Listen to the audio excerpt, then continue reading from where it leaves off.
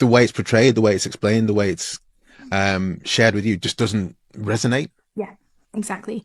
And how you want to share it and who you want it to resonate with is going to Mm, change all of the time, right? So there's the how do I communicate to my early adopter? How do I communicate to an investor? How do I communicate to the talent that I want to hire to come on this journey with me? And then as you grow and you scale and the pool of potential customers or partners or whatever it might be that you want to get in front of grows, you've now also got to be able to communicate to a very different, varied mixture of people. So communications for me, obviously I work in the field. I would definitely say it's incredibly important. The question mark is with communications, where do you start? And for your company, which part of the marketing mix do you focus on? What sure. makes the most sense? When a company's starting out, is it as simple as you should start with trying to get those leads in, trying to get your ICP on board, or is it more complicated than that? Honestly, it depends on the business Sure. and what they're doing, right? So, we've worked with a bunch of pre-seed companies where maybe, they've raised a significant amount at pre-seed, which is normally their kind of it's their reason that they want to do something more publicly on a media side of things. And often the objective of doing that is we need to hire talent. Mm, So we're trying to get our message out there so that we can build some credibility so that when we're going through the hiring process and people are searching us online, they can see, one, we've got money, so we can pay you and we can keep you employed for a period of time. yeah, Um, important. and there's some trust, right? And it's also a good way of kind of building up some hype. But that same pre-seed company, depending on what they're doing, they may not have a product ready. So are we going to be communicating anything about the product? And if so, are we communicating anything to their target customer? So the objectives for any business can be widely different. Sure. Yeah, it's just, it's ultimately for the company in question. It's, what is my biggest goal right now? Followed by could communication, could marketing support that? And how do you help them to determine what that I assume it's part of the job, or part of the kind of discovery when you start working with someone, is to work out what their main comms challenges, what their main part of the marketing mix is, what the main part of what the next step should be as a business, and how do you work with companies to help determine that? Because that's really where a lot of the success is going to come from. Yeah, so we're very bullish on just asking very open, honest questions about the business. Sure. So, if we're having an initial conversation with someone, I don't really want to ask the question, what is your PR objective or your communications objective? I'd rather just be like, what's the focus for your company in the next 6 months? And then we can look at where PR or marketing naturally lends itself to that company.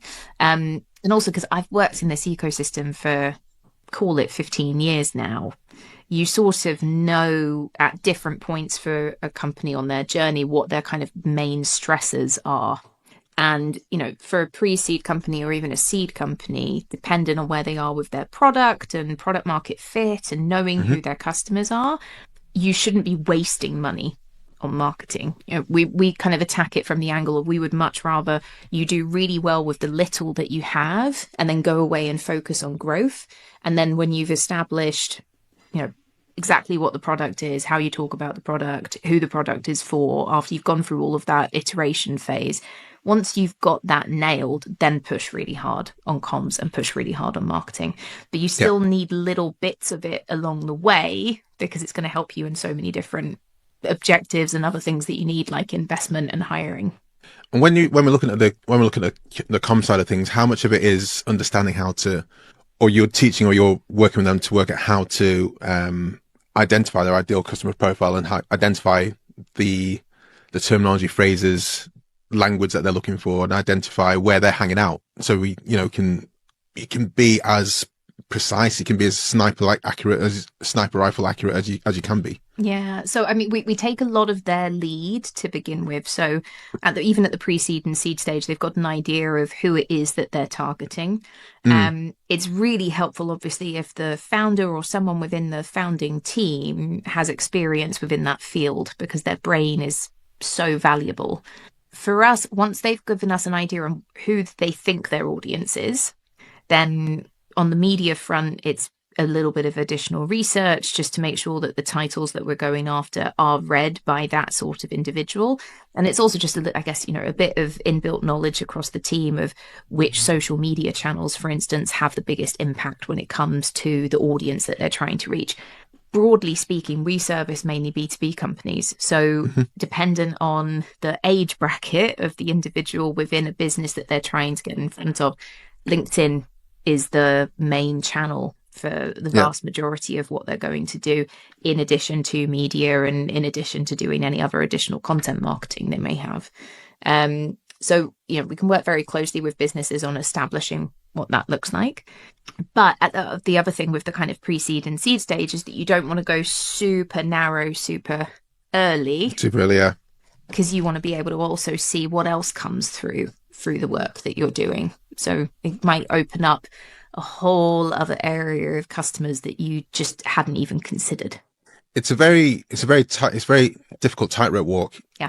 Because the more you specify niche down onto your ICP, the easier, quote unquote, it is to communicate with them and resonate with them. But also there's that FOMO of, am I missing out? Is this the actual ICP? Am I missing out on a whole different bunch of people over there who I hadn't considered, who definitely could use my products or service, but I just need to iterate on it some way. Yeah, it is a tightrope walk. Yeah. But the thing is it's like with everything with building a company, and especially at that super early stage, everything is new, everything is test and learn. And so you have to have that mentality going into working on comms and marketing to begin with, because it changes all of the time, right? The language that we use as human beings is always evolving. There's different tones to take. There's different things that crop up trend-wise, news-wise, that you can be reactionary to. And the more you talk to your customer, the more you learn how to speak like your customer as well. So it's not a go work with an agency and they're going to fix everything for you straight off the bat. It's very much, for us, we position it as, this is a partnership. Yeah. So we're an extension of your team. Together, we're going to figure this out. And then once we've got that gold, then you push really hard. And I think I want to double down on the speak with your customer. Oh, yeah. Because that's a place where I've seen quite a few companies, I don't want to say fail, but they've neglected to do that.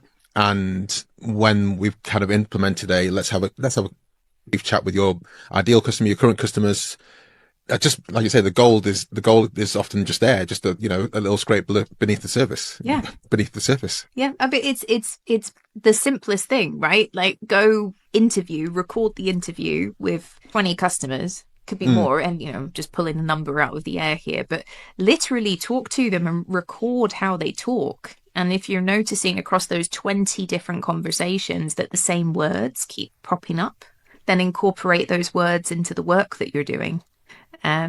There's also the magic of when you talk to your customers and you learn the language, you're not just learning the language, you're also learning the questions that you need to ask them when you're getting into the sales discussion as well. Sure. Yeah. Are you aware of the term language market fit? Yes. It's a lovely term. It is, yeah. I mean, obviously kind of dovetails nicely with the product market fit side of things. But when I first heard about it, it made, that was a big aha moment for me. It was like, of course, there's many ways to talk about the same thing, but if your potential customers or your customers are using different words, no matter how much you talk about the same thing, it can just create a dissonance. And if you're speaking with 20 people and 15 of them are saying the same words and the same phrases, then it's like, hey, right, grab that, write that down, make sure that's on your website, make sure that's on your copy, make sure that's on any sales piece that you're sharing with people, because that's a winner. Yeah, exactly. LMF. Everyone should champion LMF. I like it.